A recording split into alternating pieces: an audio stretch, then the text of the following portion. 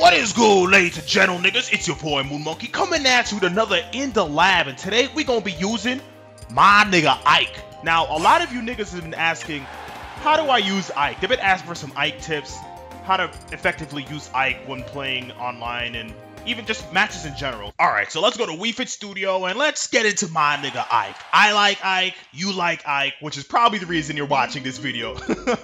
So in any case, Ike is a heavy yet powerful character. His attacks are slow to come out and they deal a lot of damage. So what you want to do, you want to kind of anticipate where your opponent's going to be by the time you actually meet them. So what I'm going to do, I'm going to run up and short hop and nair Mario, but I'm going to use this treadmill kind of like a visual cue of where Mario is going to actually receive my nair. So push Mario a little closer.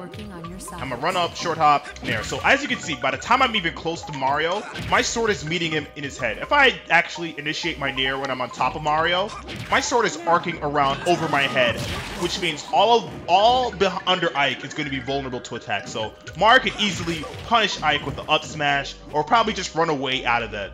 So you got to be careful of that. Now, what I was essentially doing was run up, short hop, nair. So run up, short hop, nairs are a really good way of Ike racking up low percentages and leaving opponents set up for other attacks like up airs and shit like that. So what we're gonna do, I'm gonna run up, nair, and then follow up with one of two ways. So first way is up tilt. Up tilt's a really good way of just popping an opponent up in the air. You could probably follow to the up B if you're able to catch your opponent where he's DIing the wrong direction.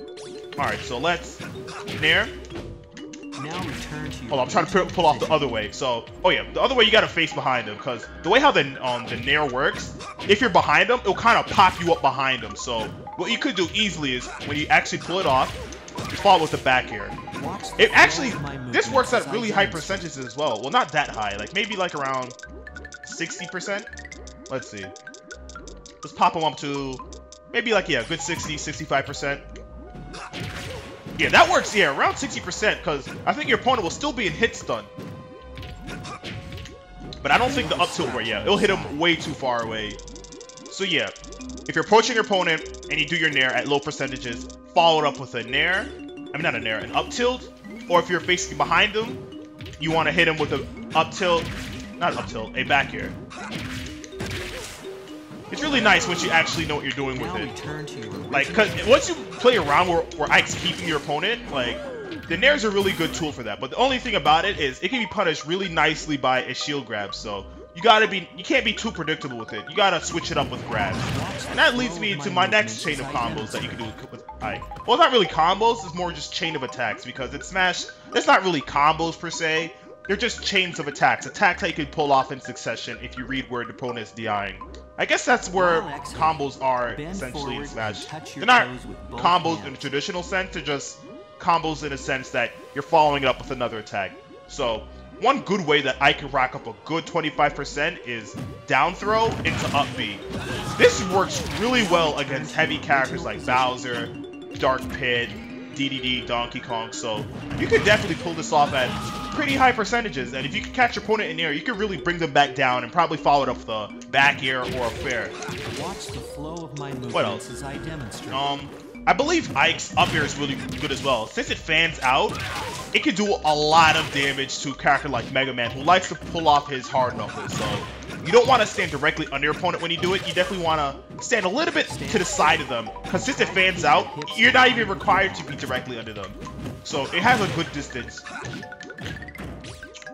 Alright, so going into recoveries, Ike has one of two recoveries. One, they're both good for covering a great distance in either plane. The Great Aether is good for covering vertical distances, and the what's it, Quick Draw? Yeah, Quick Draw is really good for covering horizontal distances. You can't really mix it up. It's not like Project M where you can do a Quick Draw right into up B in the air. That would be really good. If Ike had that, Ike would be majestic in the air. He would be a Bravari in the air. But yeah, you gotta be mindful of that. And sometimes your opponent might want to meet you in the air with when you're doing your quick draw. That can really kind of gimp where Ike is, depending on where he is. But luckily, Ike in this game, he's able to actually move again after he hits an opponent in the air. You could probably follow it with an up B, so keep that in mind. Now, what else? Oh yeah, one thing that Ike has that a lot of people tend to, like, I guess, ignore is his eruption. His eruption is a really good edge guarding tool. His eruption really, it covers below him and under him. So the way how his sword like just pierces down, it's able to hit your opponents that are trying to come from under you. And how you can see like that pillar as it just rises up, your opponent has to go over that pillar of smoke, and he has to be low enough to avoid where your sword is piercing down. So if you're able to time it right, you should be pretty good. What else? Oh yeah, we have Ike's pivot tilts. This is really good for spacing out opponents. Original position.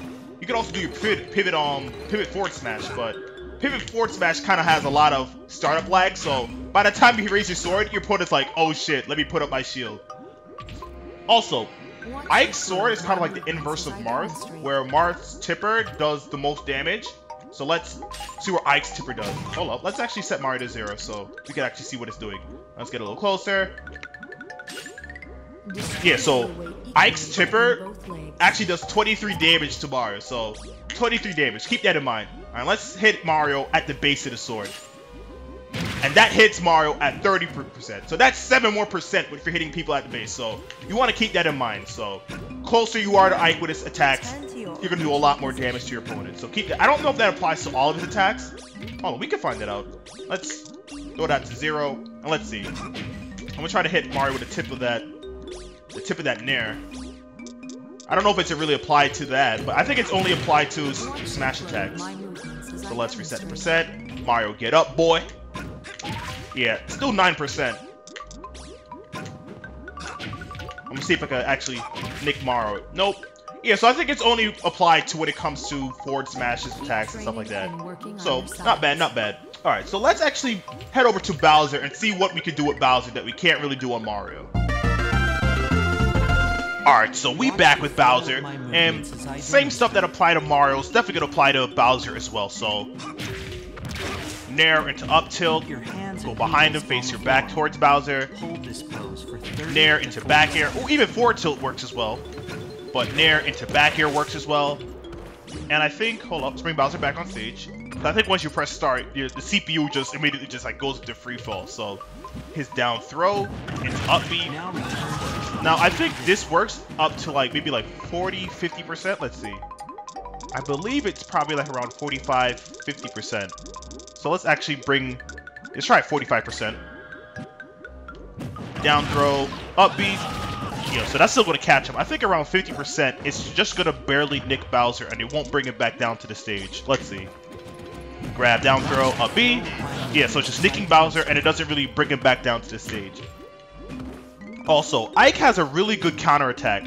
Now his counter, you probably have to do a little bit in advance, but you don't want to get too spam happy with the counter. You definitely want to read out your opponent, kind of get a feel for them. Like, when do they like to do certain attacks? Like, do they like to do a down throw followed by like a fair? Like, if you know you can react quick enough out of the down throw out that counter just to punish them for it. It'll kind of make them back off and try to find a way to punish you for different attacks. So try to use that counter in smart ways. Don't get too predictable with it. A character that loves to be predictable with their counter, you can really just hold your up smash if you see them doing it and hit them with even harder attacks. So be mindful of that. Also, counter works as a really good edge guarding tool. Like if your opponent likes to get up attack near the edge, just fire off that counter. You'll take the damage, fire it right back at your opponent, and then send them right back off the stage where they began with. Also, it really works against characters like Shulk, Kirby, and even Ike's recovery. So Kirby's who likes to do that, what do you call it, the final cutter, where he likes to shoot up in the air and fire off that little shockwave. Definitely fire off your counter for that. Shulk, where he likes to do the air slash, you can counter off for that. And as well as Ike, where he likes to throw up his sword. So keep that in mind. Also, his eruption. His eruption is amazing. It kills Bowser as early as, what, 70%? Like, if I mid-charge this, Bowser's destroyed. Bowser was at 75%. This is like the most reliable up smash attack Ike has. The thing is, Ike, at the edge, when he's firing off his attack, his sword lunges down low enough that it will hit you before you reach the ledge. So you're going to take damage if you're able to time it properly.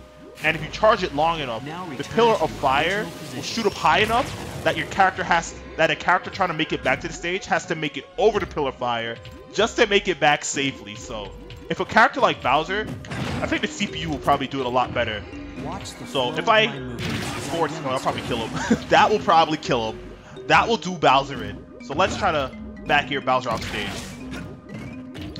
again, and I start charging up this, Bowser has to actually do his up B over the fire to make it back safely. And doing that will leave Bowser very vulnerable. So keep that in mind. Now, if Bowser wants to recover low, you definitely want to fire off that all. Ooh, I could probably charge that off a little longer though. So let's do a little more percent to him. Throw him off. There we go. So I'll also mention, his eruption also has a shockwave. As you can see, wait, hold up. I think you have to actually be on the stage when you do it.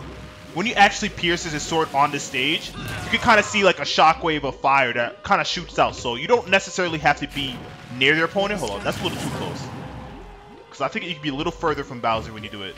You could probably be like right here and still hit Bowser. So if I do my eruption, charge it up, shockwave's gonna hit Bowser. So that's a done deal. So make sure when you're kind of like edge guarding, don't be like off the stage, because I could kind of like pierce it onto the floor. I mean, into the air. I don't know if that will still count as the floor. Well, I still see the shockwave, so it'll still probably work. I do know if you do it in the air, you're not really going to get a shockwave that much. You probably get it on your initial impact. You probably want to be leveled on the ground doing it, so. This edge guarding tool is really good against characters like Bowser, Ike, not Ike, Link, it works good against. Lucario, it works good against. So keep that in mind. So yeah. So one character that Ike does really well against, believe it or not, is Jigglypuff, because Ike's sword is definitely going to be out long enough that it can kind of punish Kirby for all, not Kirby, well, even Kirby as well. But Ike could definitely punish Jigglypuff for all of Jigglypuff's aerials, because what does Jigglypuff like to do? Jigglypuff likes to do her back airs, her forward airs, neutral airs, and pound attack. Ike's neutral air and forward air beats out all of that, so a Jigglypuff definitely has to be very careful how he approaches Ike. Also, speaking on fairs, I don't think I talked about fairs that much, but fairs are moves that you're definitely going to have to be careful where you are in relation to your opponent, because you definitely have to play a spacing game with pulling off your airs, because if you do it too close to the ground, you're taking landing lag from that, so you definitely want to be a great deal in the air before you even remotely want to try to do that move, so keep that in mind. What you can do, you can kind of like dance back and forth, kind of like retreat fair, that could probably work.